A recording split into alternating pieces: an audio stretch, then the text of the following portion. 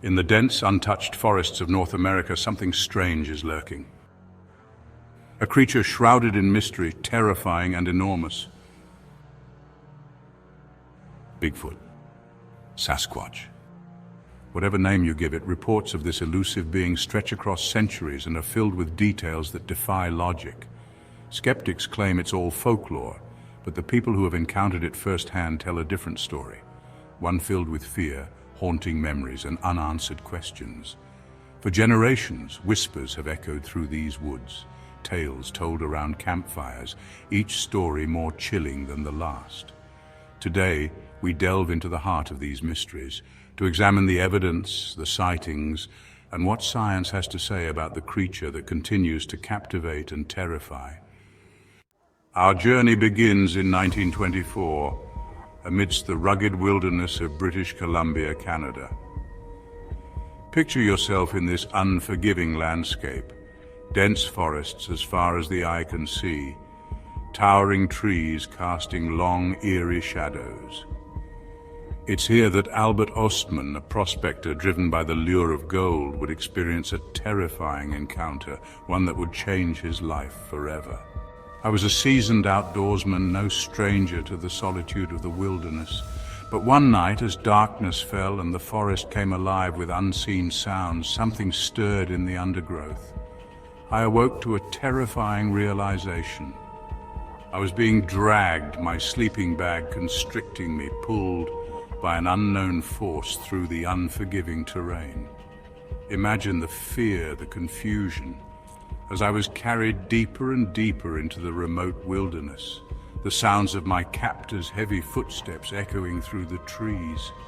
Hours stretched into an endless night, the forest pressing in on me, a suffocating blanket of darkness and uncertainty. Finally, I was dumped onto the forest floor, my body aching, my mind reeling. I found myself in a clearing, surrounded by towering figures covered in hair, their eyes reflecting an intelligence that sent shivers down my spine. These were no ordinary creatures. I would later describe them as a family of Sasquatch. Their immense size and strength both terrifying and mesmerizing. I spent days in their presence, a captive in my own right, forced to observe their habits, their strange vocalizations, their almost human-like behavior.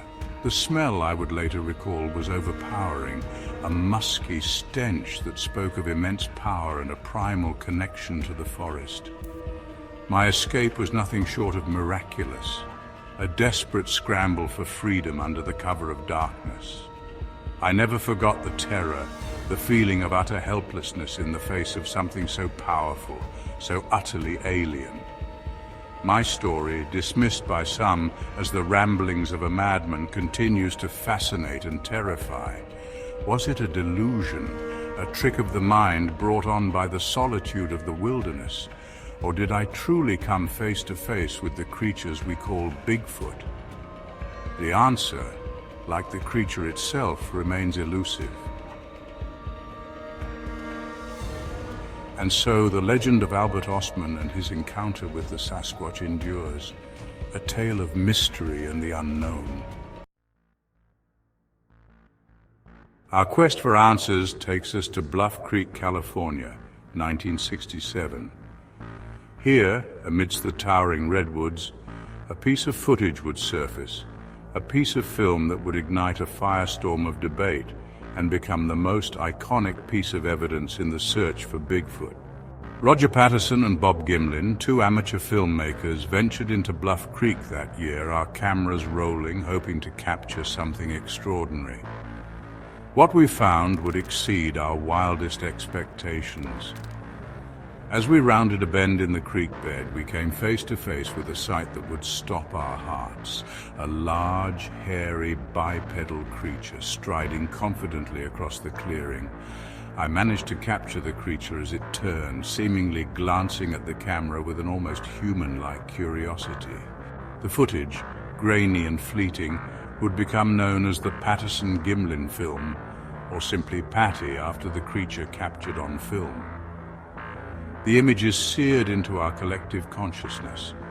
A tall, muscular figure covered in dark hair, moving with a fluidity and grace that defies its size. But it's the creature's eyes that continue to haunt, a glimpse into something ancient, intelligent, and utterly unknown. The film sparked immediate controversy. Was it real? A genuine glimpse of a creature thought to be the stuff of legend? Or was it an elaborate hoax, a man in a suit, a clever trick of light and shadow? Experts have analyzed and debated the footage for decades. Some point to the creature's fluid movements, its muscle structure, and its seemingly impossible gait as evidence of its authenticity. Others remain skeptical, suggesting that the film could have been faked with the technology available at the time. But the Patterson-Gimlin film continues to captivate, to fuel our imaginations, to make us question what we think we know about the natural world. The debate rages on, but one thing is certain: the footage captured that day in Bluff Creek continues to be a powerful symbol of the mystery and allure of Bigfoot. Our journey takes us now to the vast, untamed wilderness of Alberta, Canada, 1955. Here, amidst the soaring peaks and dense forests, a seasoned outdoorsman named William Rowe would have an encounter that would stay with him for the rest of his days. I was an experienced hunter and tracker, no stranger to the wilds of Alberta. I knew the land, its creatures, its secrets, but nothing could have prepared me for what I encountered that day. As Rowe traversed a remote mountain pass, something caught his eye, a movement in the shadows, something large and out of place. There, standing silently at the edge of the tree line, was a creature unlike anything I had ever seen. It was tall, over 7 feet, covered in thick, dark brown fur, its eyes fixed on me with an unnerving intensity. It did not move, did not make a sound. It simply observed him, its gaze unwavering. Though I was a seasoned hunter, I felt a chill run down my spine. This was no bear, no elk, no creature I could identify. It was something else entirely, something that seemed to radiate an aura of immense power and intelligence. He was frozen in place, caught between fear and fascination.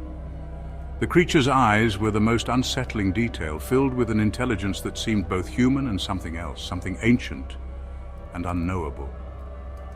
The creature observed him for what felt like an eternity. Then, with a fluid grace that belied its size, it turned and melted back into the forest, disappearing as silently as it had appeared. My encounter, detailed in my own words years later, sent shockwaves through the Bigfoot community. My description, rich in detail, spoke of a creature that was not merely an animal, but something more. Something that possessed an intelligence and awareness that challenged our understanding of the natural world.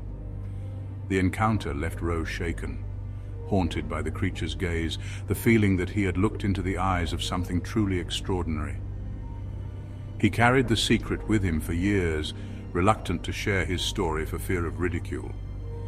But his account, like so many others, adds another layer to the mystery of Bigfoot, a creature that continues to elude our grasp, yet leaves its mark on those fortunate, or perhaps unfortunate, enough to encounter it.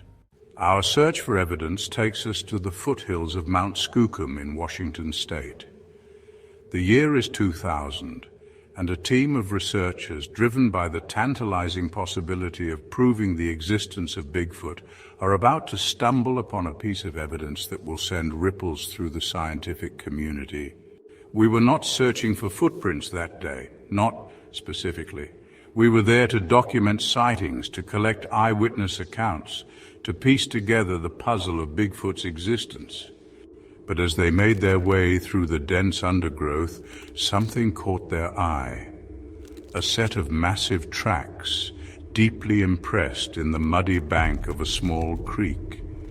These were not the tracks of any known animal. They were far too large, too deep, too strangely human-like in their shape. The researchers, their hearts pounding with a mixture of excitement and trepidation, immediately recognized the significance of their find. They had stumbled upon what would become known as the Skookum cast, a massive footprint measuring 15 inches in length, accompanied by impressions of a hand and forearm, as if the creature had paused to steady itself on the muddy bank. The details were startlingly clear. The 5 long toes, the broad ball of the foot, the immense size, all pointed to a creature of immense size and weight. Scientists and anthropologists were called in, their skepticism tempered by the sheer scale and clarity of the prints. The casts were analyzed, measured, compared to the footprints of every known animal in the region. The results were inconclusive. Nothing matched. The Skookum cast remains one of the most compelling pieces of physical evidence in the search for Bigfoot. It stands as a silent testament to the existence of something unknown, something that walks on two legs, something that possesses immense strength, something that continues to elude our best efforts at capture and identification. The mystery of the Skookum cast deepens when one considers the location of the find. Mount Skookum, shrouded in mist and legend, has long been a hotbed of Bigfoot sightings, a place where the line between myth and reality blurs. Was this the creature's home, a place where it felt safe to leave its mark, a tantalizing clue to its existence? The Skookum cast, like so many other pieces of the Bigfoot puzzle, raises more questions than it answers, but it serves as a powerful reminder that there are still mysteries in this world, creatures that walk in the shadows, creatures that challenge our understanding of the natural order. These stories, though terrifying, are only a fraction of the reported encounters. Many who have met Bigfoot say it's not just the creature's size or strength that scares them. It's the intelligence, the way it watches from the shadows, a looming presence that leaves those who cross its path changed forever. As we keep searching, the question remains, do we truly want to find Bigfoot? Or is it better left as a mystery lurking in the depths of the forest, a symbol of the wildness that still exists in our world? The answer perhaps lies somewhere in the shadows, hidden in the depths of these ancient forests. If you're as intrigued by the mysterious as we are, make sure to like and subscribe to Dark Whispers for more tales that venture beyond the edge of reason. Join us on this journey, and perhaps together we'll uncover the truth that lies hidden in the shadows.